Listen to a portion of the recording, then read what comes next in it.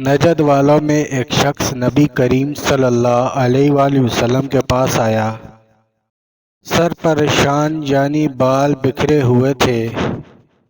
ہم اس کی آواز کی بنبناہٹ سنتے تھے اور ہم سمجھ نہیں پا رہے تھے کہ وہ کیا کہہ رہا ہے، یہاں تک کہ وہ نزدیک آ پہنچا۔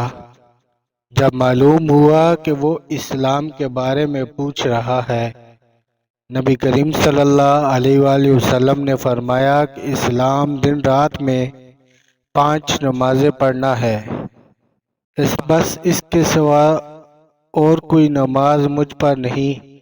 آپ صلی اللہ علیہ وآلہ وسلم نے فرمایا، نہیں، مگر تو نفل پڑھے تو اور بات ہے۔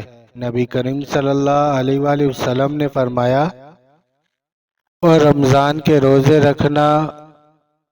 اس نے کہا، اور تو کوئی روزہ مجھ پر نہیں۔ آپ صلی اللہ علیہ وآلہ وسلم نے فرمایا، نہیں، مگر تو نفل روزے رکھے تو اور بات ہے۔ طلحہ نے کہا، اور نبی کریم صلی اللہ علیہ وآلہ وسلم نے اس سے زکوٰۃ کا بیان کیا۔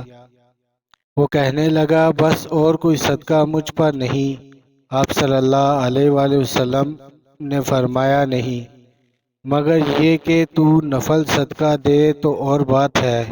راوی نے کہا، پھر وہ شخص پیٹھ موڑ کر چلا، یوں کہتا جاتا تھا، قسم اللہ کی میں نہ اس سے بڑھوں گا نہ گھٹاؤں گا۔ نبی کریم صلی اللہ علیہ وآلہ وسلم نے فرمایا، اگر یہ سچ ہے تو اپنی مراد کو پہنچ گیا۔